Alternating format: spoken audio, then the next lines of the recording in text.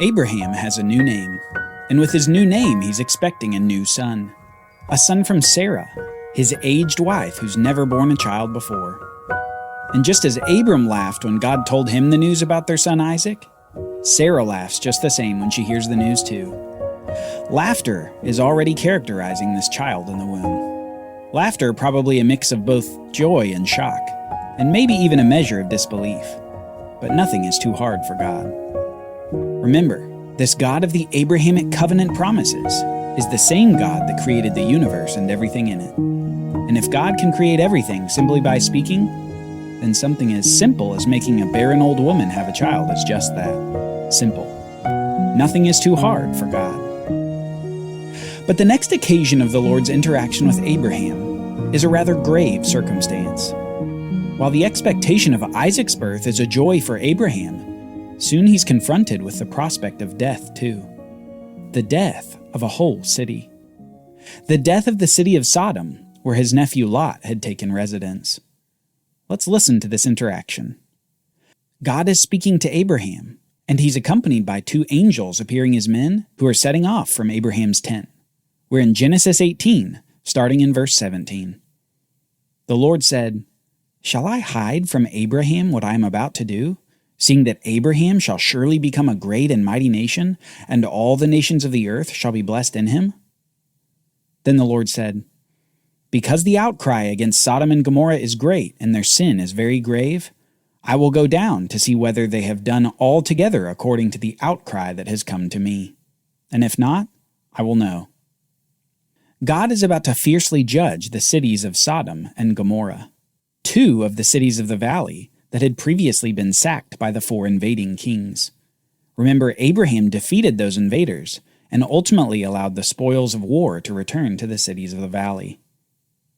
Well, it seems that the cities didn't change their ways after that short war. As Sodom was described as wicked before that invasion, it appears to have gotten even worse. So bad that God has to deal with it once and for all. There comes a point where God's patience with sin runs out. And with the cities of Sodom and Gomorrah, his patience has completed its course. Now, it's time for judgment.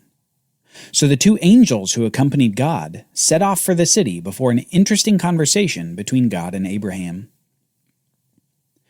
So the men turned from there and went toward Sodom. But Abraham still stood before the Lord. Then Abraham drew near and said, "Will you indeed sweep away the righteous with the wicked? Suppose there are 50 righteous within the city. Will you then sweep away the place and not spare it for the 50 righteous who are in it? Far be it from you to do such a thing, to put the righteous to death with the wicked, so that the righteous fare as the wicked. Far be that from you.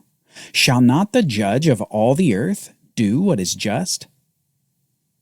We can guess who's in the back of Abraham's mind here. He knows that Lot is in that wicked city of Sodom, and he's afraid his nephew is about to be swept away in the judgment of God. And so he begins to appeal to God and ask him if he will judge the city, even if there are some who are righteous in it.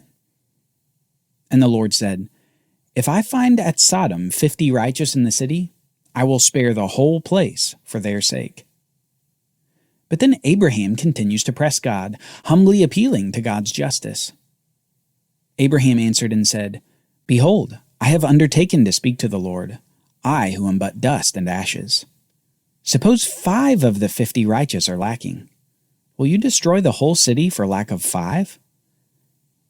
And the Lord said, "I will not destroy it if I find 45 there." Again Abraham spoke to him and said, "Suppose 40 are found there." And the Lord answered, "For the sake of 40, I will not do it." Abraham continues from there to ask God how many righteous will cause God to spare the city. And at the end of the conversation, after several back and forths, we're finally left with the idea that God will spare the city on the account of 10 righteous people in it. Abraham's requests for mercy on the city have been granted. But the question that the text leaves us with is simply this: are there 10 righteous people in Sodom? Next we read this. The two angels came to Sodom in the evening, and Lot was sitting in the gate of Sodom. When Lot saw them, he rose to meet them and bowed himself with his face to the earth, and said, "My lords, please turn aside to your servant's house and spend the night and wash your feet. Then you may rise up early and go on your way." They said, "No, we will spend the night in the town square." But he pressed them strongly, so they turned aside to him and entered his house, and he made them a feast and baked unleavened bread, and they ate. Lot graciously receives the angels that appeared as men, and even invites them into his home. It seems that things are just fine in the city, until later that evening. Before they lay down, the men of the city, the men of Sodom, both young and old, all the people to the last man, surrounded the house. And they called to Lot, "Where are the men who came to you tonight? Bring them out to us, that we may know them." Now, I'm not going to get graphic here, except to say that the men of the city don't just want to have a conversation with the two visiting men. They want to know them. And Lot, having offered these men hospitality and inviting them to enjoy his protection in his house, does something that's simply unthinkable to our modern ears. He offers the men something instead of these visiting angels. Lot went out to the men at the entrance, shut the door after him, and said, "I beg you, my brothers, do not act so wickedly. Behold, I have 2 daughters who have not known any man. Let me bring them out to you and do to them as you please. Only do nothing to these men, for they have come under the shelter of my roof." But they pressed hard against the man Lot and drew near to break the door down. But the angels reached out their hands and brought Lot into the house with them and shut the door. And they struck with blindness the men who were at the entrance of the house, both small and great, so that they wore themselves out, groping for the door. Lot's protection of these 2 strangers is laudable and certainly righteous. But the potential cost of his daughters leaves us relieved that the angels intervene and strike the men of the city with blindness. But just note, even in their blindness, they wear themselves out groping for the door. You can see why God is bringing judgment on the city. It appears that, like the people of the earth were before the flood, so it was here in Sodom. Wicked to the core. But what would happen to Lot? Then the 2 men said to Lot, "Have you anyone else here? Sons-in-law, sons, daughters, or anyone you have in the city? Bring them out of the place. For we are about to destroy this place, because the outcry against its people has become great before the Lord, and the Lord has sent us to destroy it." So Lot went out, and he said to his sons-in-law who were to marry his daughters, "Up, get out of this place, for the Lord is about to destroy the city." But he seemed to his sons-in-law to be jesting. The angels have now officially told Lot their mission. The destruction of the city is imminent, and they've instructed him to leave at once. Let's keep going. As morning dawned, the angels urged Lot, saying, "Up, take your wife and your 2 daughters who are here, lest you be swept away in the punishment of the city." But Lot lingered. So the men seized him and his wife and his 2 daughters by the hand, the Lord being merciful to him. And they brought him out and set him outside the city. And as they brought them out, one said, "Escape for your life. Do not look back or stop anywhere in the valley. Escape to the hills, lest you be swept away." Now the sun had risen on the earth when Lot came to Zoar. Then the Lord rained on Sodom and Gomorrah sulfur and fire from the Lord out of heaven. And he overthrew those cities, and all the valley, and all the inhabitants of the cities, and what grew on the ground. But Lot's wife behind him looked back, and she became a pillar of salt. God finally judges the wickedness of Sodom and Gomorrah. His patience with the rebellion and wickedness of the people finally ran out, and he destroyed the cities. Fire and sulfur came down from heaven to rain deserved judgment upon the cities. And Lot's wife, perhaps wanting one last look at the place she called home, well, she didn't listen to the angel's instructions.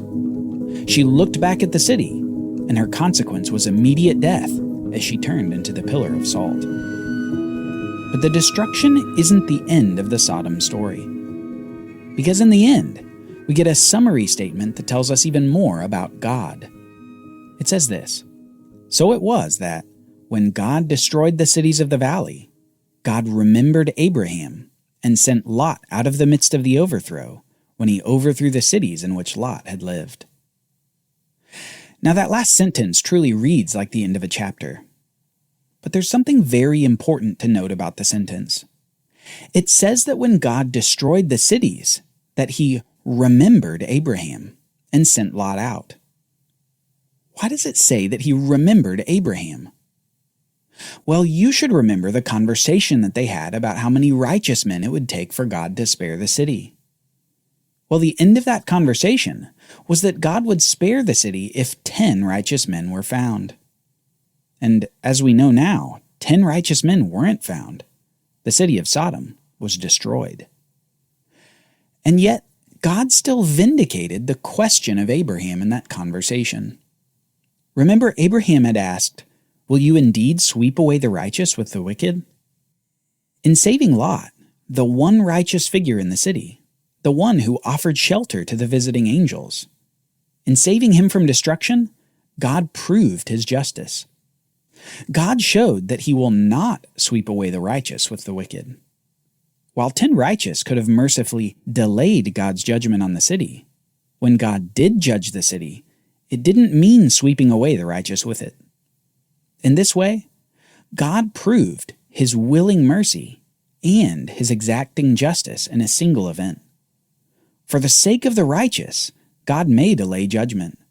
But when that judgment comes, the righteous need not fear God's destruction. But at the end of the day, Sodom is in ashes, Lot is saved, and Abraham sees the smoke of the city rising. Maybe with that, Abraham thinks he can finally relax for a while. His promised son Isaac is finally coming. His barren wife will give birth. And he finally seems to be realizing some of the promises that God had made to him. Little does he know that in just a few years will come his toughest test yet. Join us next time as we see Abraham's faith tested by God. A test involving a knife, a son, and an altar built to the Lord. Will Abraham pass the test?